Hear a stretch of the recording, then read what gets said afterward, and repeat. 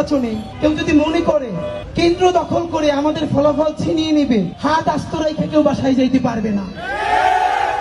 অন্য সকল পার্টি কেন্দ্র পাহারার জন্য পুলিং এজেন্টদেরকে দিবে 10,000 টাকা করে, সামনে সবাইরে দিবে 20,000 টাকা করে। আমি তো 1 টাকাও দিব না, আমার কর্মী তো নাই। সত্যি কথা। আমার সাথে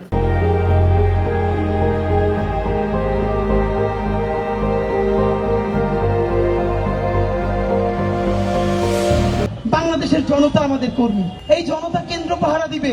যদি জনতার রায় কেউ ছিনিয়ে নেওয়ার চেষ্টা করেন, চিন্তা করেন যে 5-7 জন ডামি দাঁড় করাইয়া দিয়া তারপরে সিল মারবেন, বিশ্বাস করেন এই ভুল কইরেন না।